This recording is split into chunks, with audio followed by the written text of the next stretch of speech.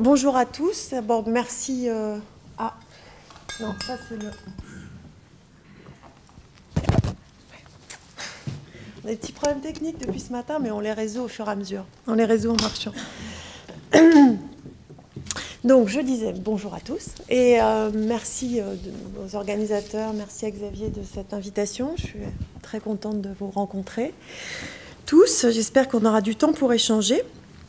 Alors, ce matin, je me suis rendu compte, là, dans les derniers colloques où je suis allée, qu'il y avait un nouveau truc à la mode qui consistait à demander aux gens de se lever, de bouger, de secouer les mains, etc. Je vous rassure, il est 9h30 du matin, je ne vous demande pas ça, on en est juste au stade du café. Par contre, ce que j'aimerais vous demander, c'est, pour commencer, d'enlever 2 paires de lunettes mentales qu'on a un peu tous en tête, dont nous sommes imprégnés. Je pense que vous, étant dans les collectivités territoriales, peut-être plus que d'autres, vous en êtes particulièrement imprégnés. La première lunette mentale, c'est celle qui consiste à nous faire regarder le monde comme un monde en crise. Je pense que cette vision dont on nous rabâche les oreilles, que ce soit à travers les médias, les discours politiques, etc., c'est une vision qui est finalement très en décalage avec ce que nous vivons. La notion de crise, c'est l'idée d'une parenthèse. C'est l'idée qu'on va essayer de refermer la crise, qu'on va essayer de revenir à l'état antérieur, qu'on est sur des logiques de réparation, sur des logiques comment dire, pas de régression, mais de retour à un état antérieur qu'on a perdu, qui est finalement une posture assez nostalgique. Or, il me semble qu'aujourd'hui, ce que nous vivons, ce n'est pas une crise, surtout quand elle dure aussi longtemps, c'est plutôt une transition. Et qui dit penser transition plutôt que penser crise, c'est une manière de se projeter en avant, d'essayer de construire des choses, d'ouvrir des possibles, d'être dans une posture qui permet d'ouvrir les imaginaires. Donc voilà, première paire de lunettes, on oublie la crise, on est en transition. Et si on veut parler de nouvelles solidarités citoyennes, il faut les lire à travers ces lunettes de la transition. Deuxième paire de lunettes à laisser de côté, c'est celle qu'on attache au terme innovation. Là aussi, dans les médias, etc., quand on parle d'innovation, on pense innovation technologique et scientifique, on pense innovation économique avec toutes ces formidables start-up qui deviennent des Google, des Amazon, etc. Et on est, pour des bonnes raisons d'ailleurs, en partie fasciné par toutes ces innovations. Or, moi, je voudrais attirer votre attention sur une autre forme d'innovation qui est peu ou pas connue, qui n'est pas cotée au Nasdaq, qui ne fait pas la une des médias tous les jours, qui est l'innovation sociale. Qu'est-ce que c'est que l'innovation sociale? Je pense que le terme vous est familier, mais je voudrais quand même revenir dessus et je m'appuierai sur la définition qu'en donne le Conseil supérieur de l'économie sociale et solidaire. C'est tout simplement l'idée qu'on peut inventer des réponses inédites à des problématiques sociales qui sont qui permettent d'améliorer le bien-être individuel et collectif. Et ceci pour répondre aussi à des failles de ce que peut faire le marché ou l'action publique. Des réponses qui s'inventent collectivement, c'est pas chacun dans son coin. Cette innovation sociale, elle est aujourd'hui au cœur de cette transformation que j'évoquais il y a quelques instants. Donc si on accepte de changer ces 2 paires de lunettes sur l'innovation et sur la transformation, ça nous permet de sortir d'une vision d'une pensée qui nous imprègne depuis maintenant 2 siècles, depuis que la pensée libérale économique est là, qui est qu'il n'y a que 2 alternatives, le marché et l'État. Ça fait 2 siècles qu'on se dit, alors on met un peu plus d'État ou on met un peu plus de marché, et voilà, on pousse le curseur à droite, à gauche, selon ses opinions politiques et sa vision du monde. Je pense qu'aujourd'hui, si on pense innovation sociale, on s'abstrait de ces 2 catégories qui nous enferment et qui brident nos imaginaires. Et puis, ça nous permet aussi d'observer et de nous appuyer sur des innovations ascendantes, c'est-à-dire des innovations portées par les individus dans les territoires, qui échappent aux formes d'organisation traditionnelles. Alors, vous allez me dire l'innovation sociale, même si le terme est un peu frais, hein, on l'emploie que depuis le début des années 2000, c'est pas nouveau.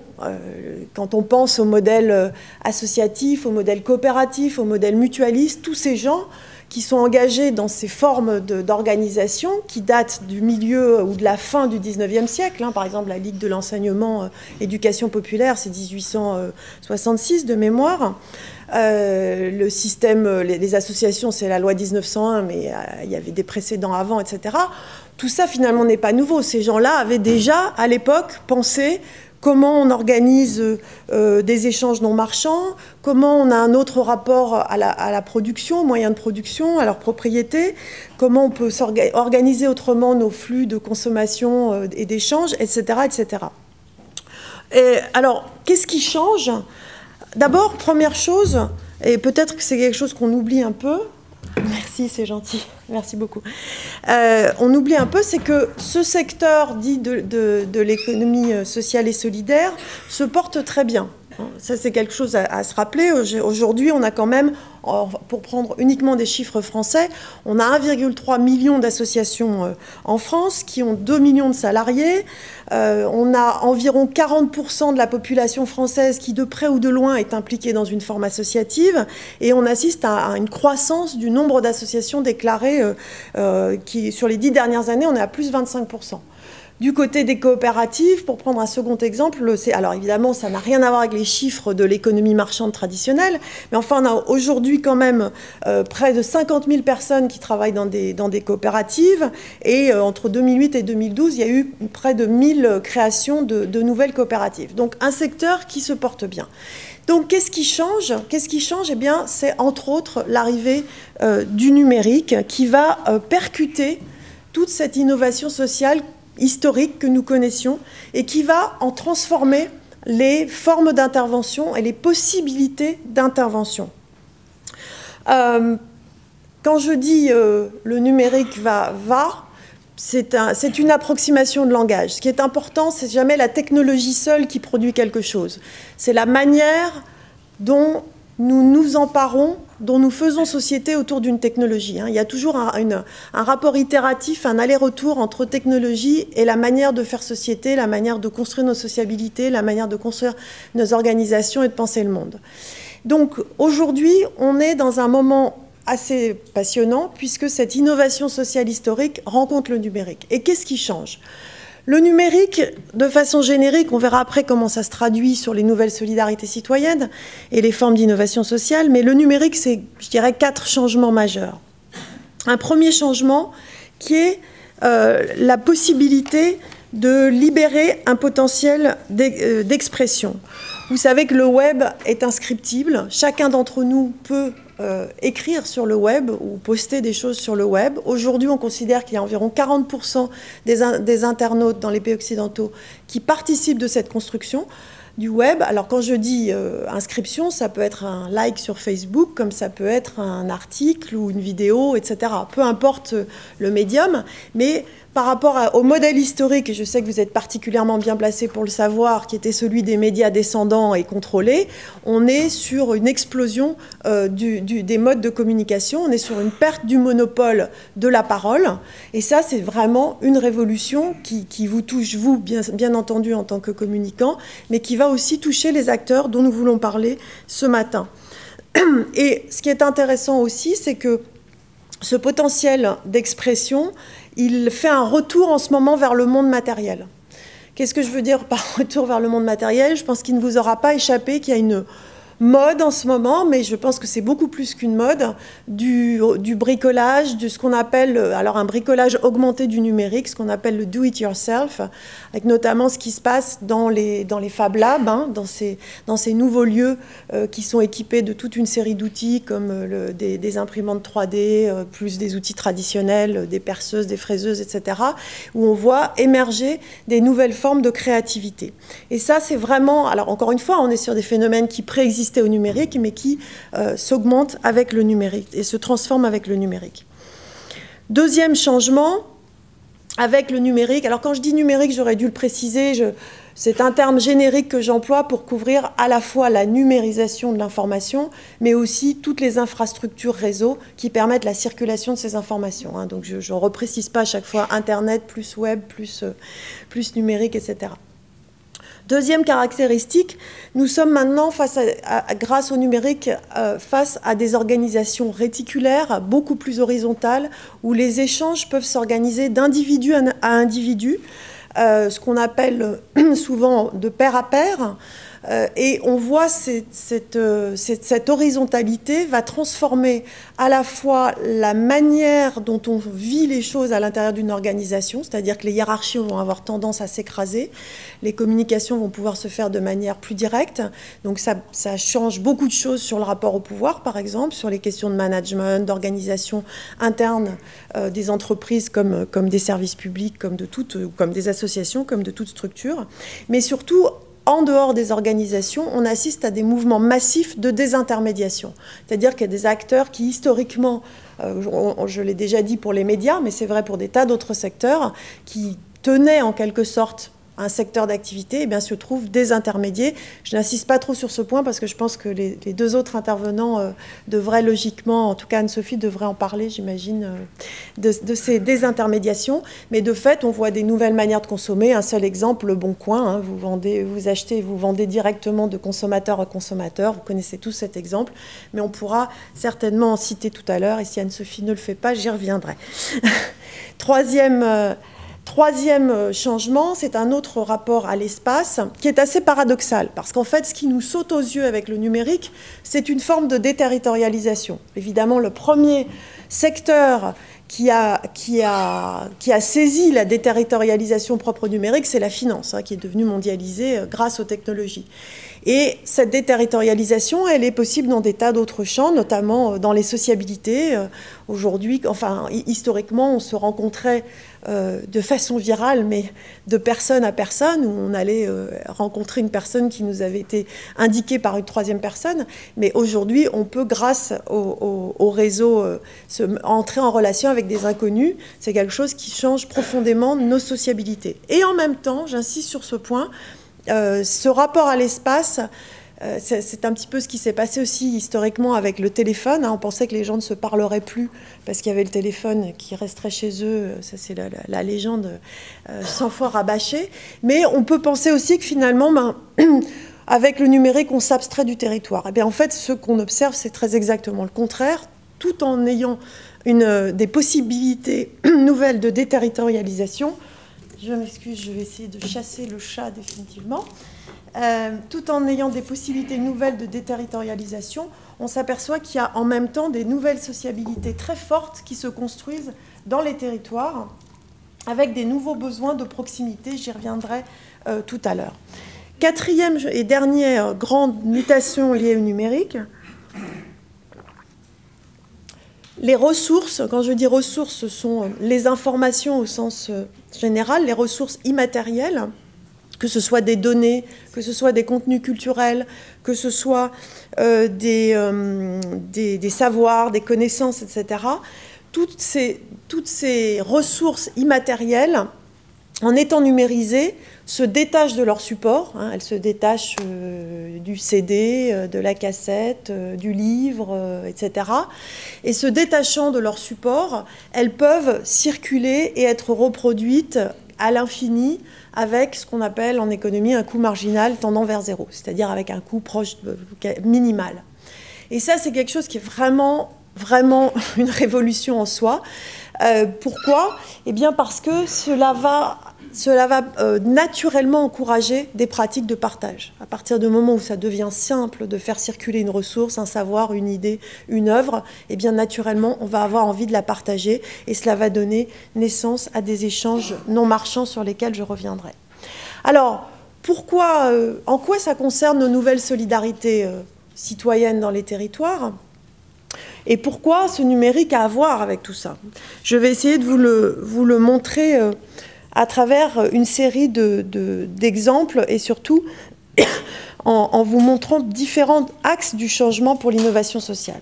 Premièrement, on assiste à un changement d'échelle. Il y a des pratiques d'innovation sociale historiques qui vont pouvoir se décupler. Par exemple, certains d'entre vous connaissent probablement les réseaux d'échange de savoir. Je ne sais pas si vous avez... En fait, j'ai oublié de vous le dire, mais vous avez le droit de m'interrompre quand vous voulez. Hein. Si ce n'est pas clair, tout ça... On est dans une salle très solennelle, mais pour autant, vous pouvez m'interrompre autant que vous voulez.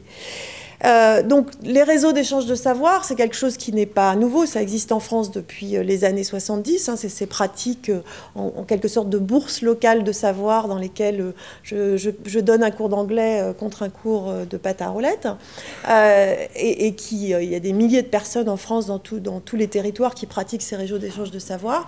Avec le numérique, eh bien, on a vu émerger une autre forme d'échange de savoir qui s'appelle Wikipédia, que vous connaissez tous, et qui là, on revoit les vertus du numérique que j'exprimais tout à l'heure. La déterritorialisation, évidemment, on n'aurait pas pu faire Wikipédia sans un réseau complètement déterritorialisé. Autre exemple, des formes de prêts bancaires qui se font en dehors du monde des banques, c'est pas nouveau, hein, vous connaissez tous les tontines, hein, c'est un système historique qui est encore pratiqué très très largement en Afrique. Eh bien aujourd'hui on voit émerger les phénomènes, des méthodes de crowdsourcing, là aussi je ne développe pas, je pense que ça sera évoqué tout à l'heure, mais qui sont finalement la tontine réinventée à l'ère du numérique et là aussi déterritorialisée, permettant à des parfaits inconnus de participer à des nouvelles formes de financement. On avait aussi, depuis maintenant une trentaine d'années, des monnaies locales, hein, les CEL en particulier en France, l'ETS aux États-Unis, etc., ou des monnaies affectées. Et aujourd'hui, on voit apparaître, alors volontairement, je n'ai pas cité Bitcoin, que vous connaissez probablement parce que c'est la monnaie la plus médiatisée, mais qui est en ce moment en train de, je dirais, très très loin de l'innovation sociale. Ils sont plutôt en train de basculer du côté obscur de la force, on pourra en reparler si vous voulez. Mais en tout cas, on voit émerger des monnaies dématérialisées qui vont prolonger l'esprit des CEL, des systèmes d'échange locaux. Autre exemple, les hospitalités historiques, hein, ça a toujours existé, le fait d'accueillir des amis d'amis d'amis chez soi. Eh bien aujourd'hui, avec le couchsurfing, vous pouvez accueillir des parfaits inconnus à votre domicile. L'autostop, ça a toujours existé. Aujourd'hui, vous avez le covoiturage. Voilà, donc quelques exemples, on pourrait en trouver plein d'autres, mais comment des pratiques, je dirais, historique et naturelle de solidarité individuelle et collective évolue quand le numérique vient à sa rencontre. Deuxième grand changement induit, qui là touche plutôt aux questions démocratiques, qui est la question des nouvelles formes de transparence qui émergent autour de ces innovations sociales et citoyennes. De quoi est-ce que je veux parler? En fait, on s'aperçoit que jusqu'ici, dans l'histoire de la démocratie, la transparence était concédée en quelque sorte, hein. Il y avait des luttes, des batailles pour obtenir que les gouvernements, les pouvoirs publics, etc. soient de plus en plus transparents.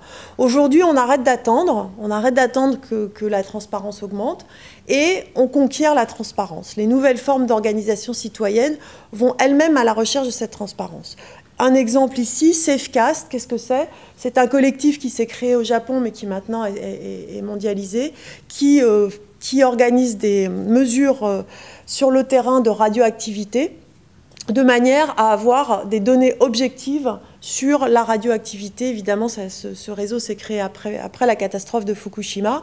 Vous savez que là aussi, hein, comme d'habitude, il y avait une forme d'opacité de la part du gouvernement japonais et de la part des entreprises responsables. Et donc, Safecast s'est mis en place pour dire, puisque vous ne voulez pas nous donner des données, ou puisqu'on subodore que les informations sont en partie tronquées, eh bien, on va aller à la recherche de la donnée nous-mêmes. Impossible de faire ça sans le numérique.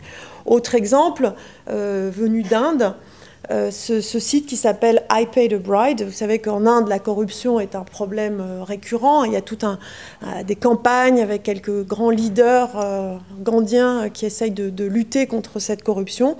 Donc ça, c'est, je dirais, une approche mouvementiste assez traditionnelle et qui va à la rencontre d'autres initiatives comme celle-ci, où c'est un site où vous pouvez signaler le fait que vous ayez dû payer comment on appelle ça? Je trouve plus le mot. Un bakshish, merci. Voilà, vous ayez dû payer un bakshish. Alors, ça ne règle pas la question, mais là aussi, on est progressivement dans une mise en visibilité du problème. Et vous savez très bien qu'en politique, mettre en visibilité un problème, c'est déjà se donner les moyens de commencer à le résoudre. Un autre exemple venu d'Angleterre. Alors, petite parenthèse, j'ai essayé autant que possible, pas toujours, de prendre des exemples hors de France pour qu'il n'y ait pas de jaloux, pour que voilà. Mais évidemment, on peut aussi en trouver, pas toujours, mais on peut aussi en trouver en France. Et vous verrez qu'il y a quelques exceptions quand même. Alors, Election Leaflets, qu'est-ce que c'est? C'est un site qui a été créé au Royaume-Uni il y a 5 ans maintenant, 4 ou 5 ans, par des civic hackers, c'est-à-dire des geeks citoyens et engagés. Et qu'est-ce qu'ils font? Ils demandent à chacun d'entre des électeurs de scanner comment on appelle ça, les tracts électoraux de leur commune, de leur région, de leur constituency, et de l'uploader sur le site Election Leaflets, avec une double idée ici, c'est à la fois dénoncer et donner de la visibilité à des tracts électoraux mensongers, ou qui peuvent être extrémistes, racistes, etc. Mais c'est aussi une manière de constituer une mémoire collective pour qu'ensuite on puisse retourner voir les promesses électorales, ce qui a été tenu, pas tenu, etc. Autre exemple, toujours britannique, qui est fait par une association, là aussi, qui est très engagée sur la relation technologie et démocratie. Ils ont fait une qui s'appelle My Society, une application que je trouve absolument exemplaire, qui s'appelle They Work for You, qui est rééditée à chaque élection législative, dans laquelle ils ont demandé à la foule, ils ont crowdsourcé des prise de position des candidats sur toute une série de problématiques locales dans chaque constituency. Et sur le site, vous pouvez saisir votre code postal et ensuite vous êtes confronté à une série de questions liées aux promesses électorales, du genre pensez-vous qu'il faille construire une nouvelle crèche dans votre commune, ou pensez-vous que la centrale nucléaire à côté de chez vous doit être fermée, ou je dis n'importe quoi, ce qui me passe par la tête. Donc l'utilisateur, l'internaute, saisit ses propres réponses et ensuite peut comparer les prises de position des candidats. Ce qui est très très intéressant parce que ça met la personne en position active et non pas simplement consommatrice d'informations comme traditionnellement dans les campagnes électorales. Troisième grand changement, et je reviens à cette question que j'ai commencé à évoquer tout à l'heure sur le rapport au territoire. J'ai parlé de déterritorialisation tout en commençant à évoquer une forme de reterritorialisation.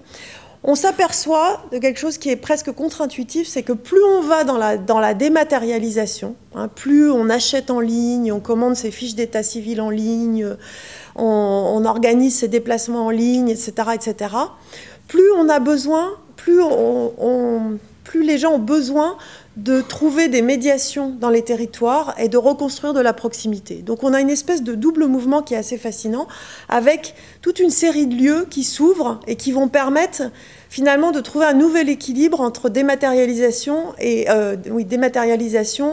remédiation, reproximisation, passez-moi le terme qui est très laid. Et donc on voit apparaître toute une série de lieux. Historiquement, on avait en France les EPN, les espaces publics numériques, qui jouaient un rôle de médiation, mais aujourd'hui, ce sont aussi les Living Labs. Donc ici, vous avez une photo du Living Lab de Barcelone. Ce sont aussi les Fab Labs dont je parlais tout à l'heure. Ici, en haut, vous avez une photo du Fab Lab. Ce sont aussi les coworking space, donc ces espaces qui permettent à des travailleurs indépendants, etc., de sortir de chez eux et de venir travailler avec d'autres et de créer une nouvelle sociabilité. Donc on a cette émergence de lieux dans le territoire qui, à mon avis, qui est encore un phénomène, je dirais, quantitativement pas très important, mais qui se confirme dans le temps. Je ne vous ai pas fait les captures d'écran là, mais quand on regarde l'évolution du nombre de coworking space dans le monde, c'est vraiment très impressionnant. Sur quelques années, il y a un fleurissement magnifique. Autre changement, on s'aperçoit aussi que la manière de penser la politique, vue par ces mouvements d'innovation sociale, va s'inspirer très fortement du monde numérique. Par exemple, ici, je vous ai mis la capture d'écran d'un réseau qui s'appelle Desarrollando América Latina. Donc, vous voyez le titre en haut à gauche, Développer l'Amérique latine. Et là encore, ce sont des... Alors, ils ne s'appellent pas Civic Hackers, ils s'appellent Civic Technologists, mais enfin, la nuance est faible. Et ils organisent des hackathons. Je pense que vous êtes tous familiers du terme hackathon. Ils organisent, oui, grâce à Xavier, ils organisent des hackathons dans toute l'Amérique latine à répétition, en faisant venir à la fois des habitants, des gens, des citoyens engagés, on va dire, et des développeurs, des techos qui vont travailler ensemble pour imaginer des applications qui vont permettre de résoudre des problèmes d'éducation, des problèmes de santé, enfin bon, peu importe la question, des problèmes de vieillissement, y compris des questions de très long terme, hein, pas seulement des petits problèmes ponctuels sur leur territoire. Là, c'est un autre exemple, Co-Creation Hub, qui est un peu une démarche équivalente, qui est au Nigeria. Donc, c'est pour vous montrer aussi que ce n'est pas seulement les pays les plus avancés technologiquement. Ce qui est très intéressant, c'est que presque, là aussi un peu contre-intuitivement, y compris les pays qui ont des ressources plus que limitées. Hein, nous, on passe notre temps à dire il n'y a plus d'argent dans les caisses, il n'y a plus d'argent dans les caisses. Mais alors là, on est quand même sur des échelles très, très différentes. Ces pays-là qui sont à ressources ultra limitées, finalement, sont souvent les premiers à s'emparer de ces nouvelles formes d'innovation. Là, c'est un troisième exemple qui vient cette fois-ci de New York. Qui s'appelle Change by Us. Et donc, c'est une plateforme qui permet aux habitants des quartiers de poster des idées de micro-changements qu'ils veulent faire dans leur quartier de New York et ensuite d'agréger un certain nombre d'habitants qui ont envie de s'impliquer dans cette idée-là. Donc, ça peut être on investit un bout du square pour créer une mini-ferme pour que nos enfants sachent avant 5 ans ce que c'est qu'une poule, en vrai. Ou ça peut être on va aller planter des fleurs au pied de tous les arbres de notre quartier, ou peu importe, je vous donne 2 exemples encore qui me passent par la tête. Mais on s'appuie aussi sur le numérique pour organiser ce genre de nouvelles organisations. Dernière grande... je ne sais pas où je suis en temps, là, en fait. Je parle, mais... Ah oui, mais c'est bon. On va y arriver. Dernier grand changement, mais qui est absolument fondamental, là aussi, et qui est lié à la 4e caractéristique du numérique dont je vous parlais en préalable, qui est cette dissociation du support et cette capacité à circuler. On voit de plus en plus se créer des communautés de communs ou de biens communs. Alors, petite parenthèse pour expliquer ce que c'est que les biens communs, parce que c'est un terme qui est peu connu, qui est souvent confondu. Ce ne sont pas les biens publics, ce n'est pas le bien commun, hein, je dis bien les biens communs. C'est un terme qui a une très très longue histoire, parce que les biens communs ont été très présents dans nos sociétés entre le XIIe et le XVIIIe siècle, et puis ils ont été balayés par la révolution industrielle et par la pensée économique libérale. Les biens communs, c'est l'idée tout simplement que une ressource, que ce soit un champ, que ce soit une forêt, une rivière, ou que ce soit un savoir, ou un gène, ou un morceau de musique, peuvent être gérés en dehors des formes traditionnelles de propriété, que ce soit la propriété privée ou la propriété publique, et qu'on remplace cette propriété par un ensemble de droits d'usage. Donc historiquement, vous aviez en France, en Angleterre, etc., des forêts, des champs massivement. Au Japon, ça a été un tiers des terres à une époque, hein, un tiers des terres du Japon, qui étaient gérées en commun par les communautés d'habitants. Et ces communs donc, qui ont disparu depuis 2 siècles quasiment, on en a des traces en France. Hein. Par exemple, je ne sais pas si vous connaissez les affouages.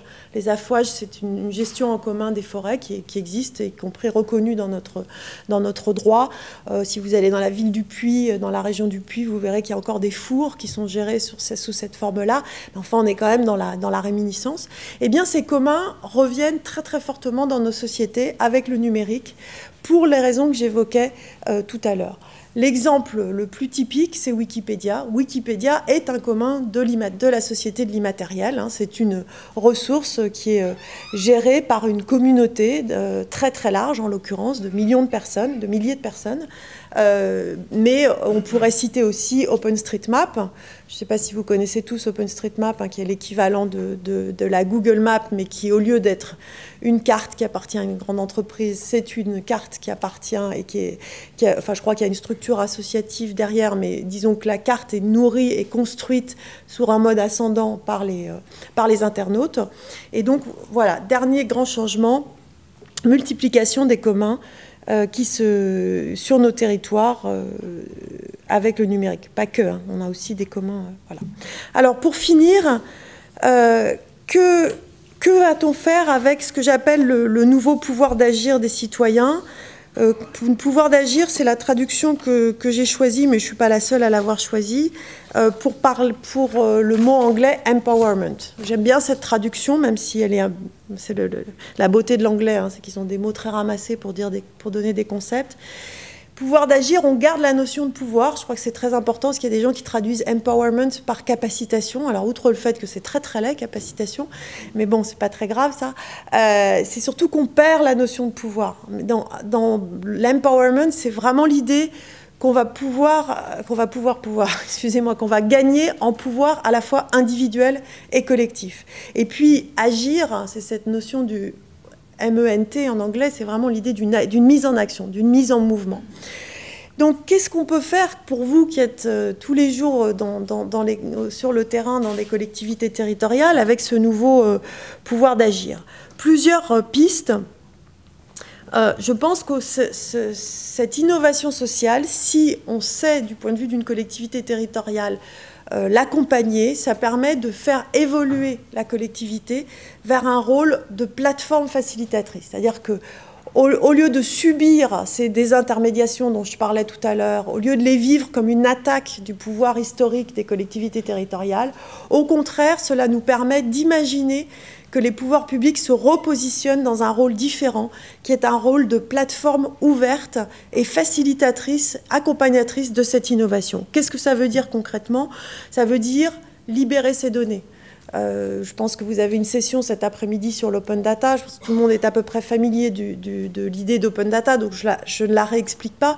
Mais l'open data, typiquement pour moi, participe de ce changement de posture de la part d'une collectivité territoriale.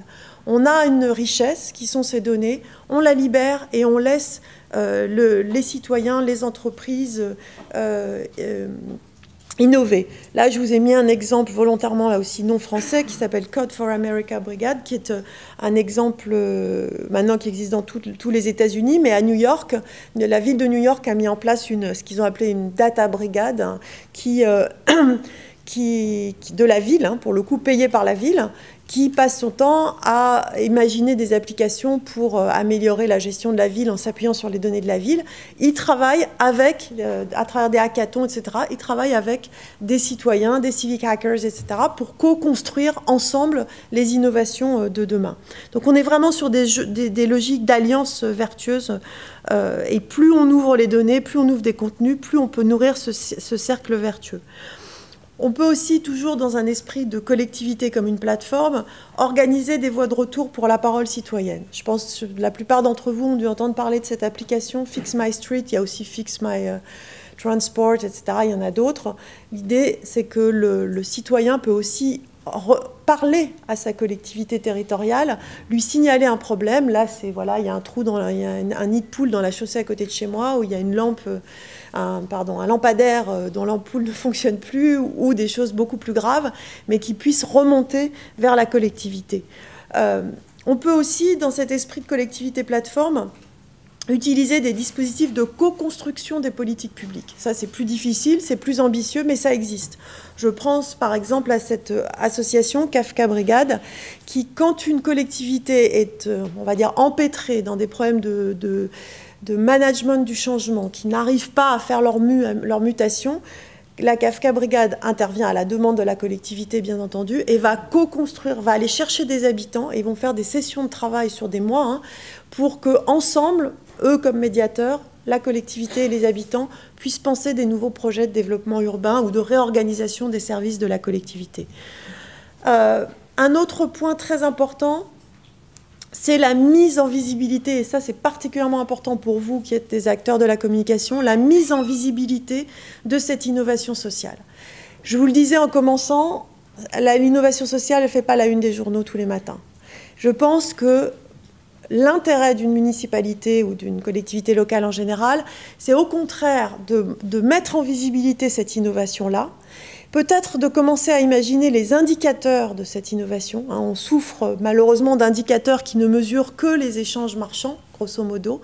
Tout ce qui n'est pas monétisé ne se mesure pas dans notre société. Donc il y a tout un travail qui a été fait sur des nouveaux indicateurs entre autres par Dominique Méda, Patrick Vivray, par la commission Stiglitz, je ne reviens pas là-dessus, mais je pense qu'aujourd'hui, nous avons besoin d'inventer les indicateurs qui vont montrer toute la valeur non marchande créée par cette innovation sociale et citoyenne. Et là, les collectivités peuvent jouer un rôle, c'est leur intérêt parce qu'elles montrent l'effervescence créative du territoire. Et puis, dernière chose, dans la logique plateforme toujours, on peut soutenir, pour l'instant, historiquement, on est dans une logique où voilà, il y a une association qui va demander à la mairie ou à la collectivité, voilà, je fais une animation de théâtre avec les enfants dans les quartiers, est-ce que vous pouvez me donner une subvention, voilà, c'est le rapport habituel. Bon, je ne dis pas que ça va disparaître, mais ce qui est intéressant, c'est aussi d'investir sur des intermédiaires qui vont avoir un effet démultiplicateur. Par exemple, à Brest, la mairie a soutenu une association qui forme les habitants qui le désirent à l'écriture en ligne. Et du coup, il en est né une plateforme qui s'appelle Wikibrest, dans laquelle ce sont les habitants qui racontent leur ville, qui nourrissent la plateforme de leur regard sur la ville. Donc elle n'a pas payé des habitants pour aller faire du journalisme local, elle a juste payé l'association qui ensuite permet aux gens de libérer, d'apprendre les nouveaux modes d'écriture collaborative, etc. À Montpellier, ils ont fait un travail aussi d'accompagnement autour d'OpenStreetMap, de cette cartographie participative, de manière à former les habitants à la remontée d'informations vers la carte, de manière à ce qu'eux-mêmes racontent leur territoire à travers la carte. Voilà, je pense qu'on pourrait trouver d'autres choses. Et pour finir, et pour dire les choses peut-être un peu brutalement, finalement, l'empowerment des citoyens, à travers toutes ces innovations, ce n'est pas moins de pouvoir pour l'élu, pour son équipe, parce que je sais que beaucoup de gens ont cette crainte plus ou moins forte dans leur esprit. Je pense que le pouvoir, comme le pouvoir d'agir, plus que le pouvoir tout court, pas le pouvoir délégatif, représentatif, mais le pouvoir d'agir au sens empowerment, dans une société du numérique, c'est comme le savoir. Ce sont des choses qui se partagent, qui se diffusent, qui s'additionnent, qui ne sont pas soustractibles. Et donc on peut vraiment, entre une municipalité ou une collectivité locale et ses habitants, en s'appuyant sur ces innovations, être dans un jeu à somme positive pour le développement du territoire. Et je m'arrête là.